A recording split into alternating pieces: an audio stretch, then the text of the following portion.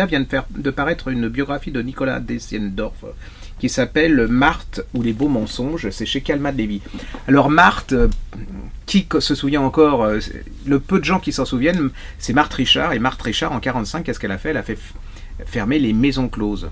Et l'image de cette femme qui en reste, c'est une sorte de faux cul, enfin c'est le moment de le dire, de bigote, de moralisatrice, voilà. En fait, on se dit, c'est pas une femme fréquentable, c'est une femme bon, sans intérêt, et là, il nous raconte sa vie, et c'est une vie, bah, c'est un peu comme l'autre, c'est-à-dire, c'est des femmes qui ont 10 000 vies dans une, elle naît dans l'est de la France, très pauvre, hein, une famille très pauvre, le père il est alcoolo, la mère elle fait ce qu'elle peut pour protéger ses enfants, mais bon, elle peut pas grand chose, et puis pour une fille de pauvre comme ça, le seul truc qui restait, bah, c'était quoi? C'était se marier, travailler, être couturière, et elle, c'est pas possible, elle veut pas se marier, elle veut pas de couturière, elle va se révolter, et elle va partir à Nancy, dans la grande ville, mais sans rien connaître, et elle va tomber amoureuse d'un super bel Italien, mais le mec, il est pas forcément très amoureux d'elle, hein. Qu'est-ce qu'il va faire, le monsieur?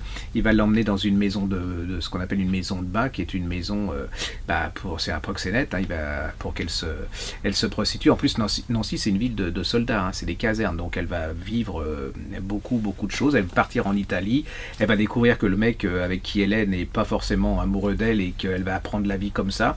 Elle va se retrouver à Paris, elle va fuir, elle va se retrouver à Paris, et là, dans une maison de passe, et ben il y a quelqu'un qui la remarque, un grand bourgeois qui tombe follement amoureux d'elle, mais alors follement amoureux d'elle. Ils vont être ensemble, elle va devenir une bourgeoise, mais vraiment une bourgeoise, hein, en province, avec la grande maison, voilà tout, les serviteurs, ainsi de suite. Elle va être, c'est quand même incroyable, elle va appartenir aux 6 premières femmes qui vont devenir aviatrices. Vous voyez, déjà, c'est quand même... elle passe de la maison de passe à la bourgeoise, à l'aviatrice. Elle va avoir plein de vie. Elle va faire la guerre. Et là, vous allez rencontrer, elle va croiser le chemin de Mata Hari. Alors, le problème de cette femme, contrairement à l'autre, l'autre, elle a vraiment fait tout ce qu'elle a dit. Elle, c'était une... Comment dire, elle mentait, quoi. Elle se faisait des trucs, donc elle a fait croire qu'elle était espionne au temps de la Première Guerre mondiale, qu'elle a été dans la résistance. En plus, ça a marché, hein. Elle a absolument fait des mémoires qui ont marché. Tout le monde a cru que c'était vrai.